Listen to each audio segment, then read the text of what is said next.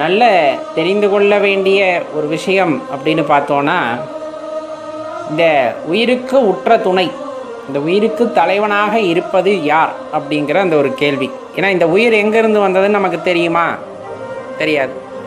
இந்த உயிர் எங்கே செல்ல போகிறது என்று நமக்கு தெரியுமா? தெரியாது.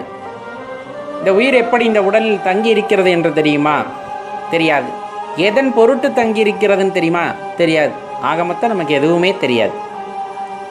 ஆனால் நாம் நினைத்து கொள்கின்றோம் நாம் அனைத்தையும் அறிந்தவர், நாம் தான் உயர்ந்தவர், நாம் தான் இந்த உலகத்திலே தலை சிறந்தவர் அப்படிங்கிற மாதிரி எண்ணங்கள் பலவிதமாக கொண்டு அந்த அகங்காரம் தலைக்கேறி வாழ்க்கையிலே சிறப்பாக இந்த வாழ்க்கை நகருவதாக எண்ணிக்கொள்கின்றோம்.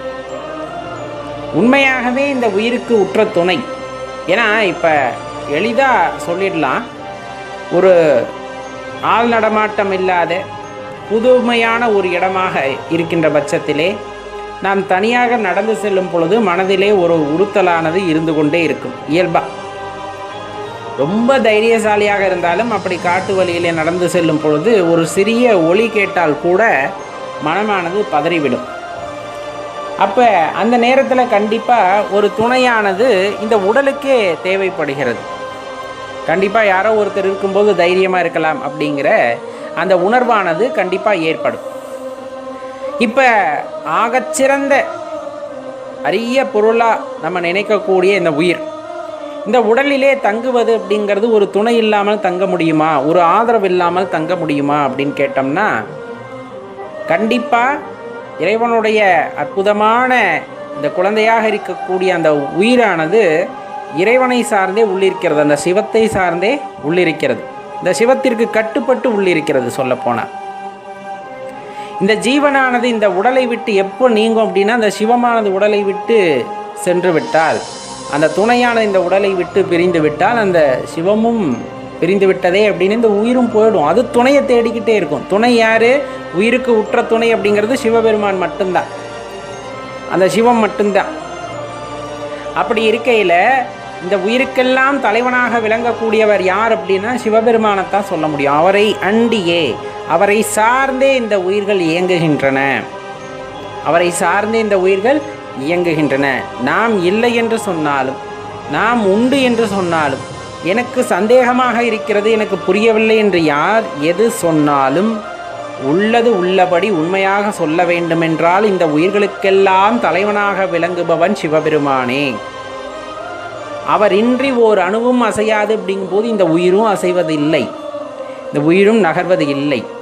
இந்த உடலை விட்டு அந்த உயிர் பிரிகிறது என்றால் இது சிவமாக இருந்த உடலானது சவமாக மாறுகின்றது இல்லையா? சொல்லிடுவாங்கல்ல, இந்த உயிரானது இந்த உடலை விட்டு பிரிந்து விட்டால் இந்த உடலுக்கு பேர் என்ன வந்துடும்? சவம் அப்படின்னு வந்துடும். உயிரோடு இருக்கிற வரையில் நீ சிவமாக இருந்தாய், ஆனால் ஒரு நாள் கூட அதை உணர்ந்துக்கிட்டதில்லை, ஒரு நாள் கூட அதை தெரிந்து கொள்ள வேண்டும் என்ற ஆர்வமும் நமக்கு யாருக்குமே வந்ததில்லை. அப்படியே அதை உணர்ந்து கொள்ள வேண்டும் என்று நினைத்து அதனிலே பயணித்தாலும் கூட பல தடைகள் வந்து பல எண்ணங்களிலே குளறுபாடுகள், பல மாறுபாடுகள் அந்த எண்ணங்களிலே ஏற்பட்டு அது ஒரு முடிவுக்கே வராமல் கடைசி வரையிலும் ஒரு தெளிவே ஏற்படாமலே சென்று விடுகிறது.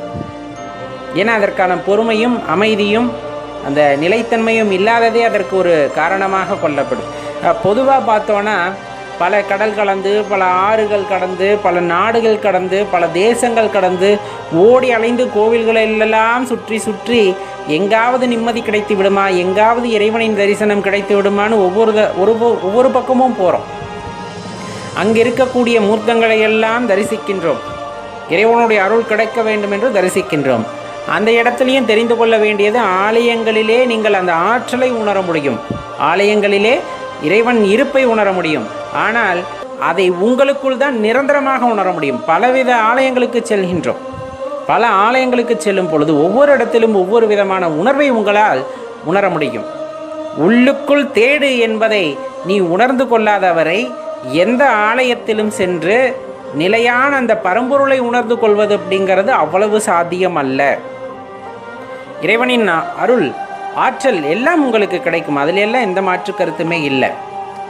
ஆங்காங்கே சென்று இறைவனை தேடுவது போலவே ஒரே இடத்தில் எந்த இடமாக இருந்தாலும் சரி அந்த இடத்திலே அமர்ந்து உள்முகமாக நோக்கி உங்களுக்குள் இருக்கின்ற அந்த ஆற்றலை காண துடிக்கும் பொழுதுதான் இறைவனின் இருப்பை நம்மால் உணர முடிகின்றது. இறைவனின் இருப்பை நம்மால் உணர முடியும்.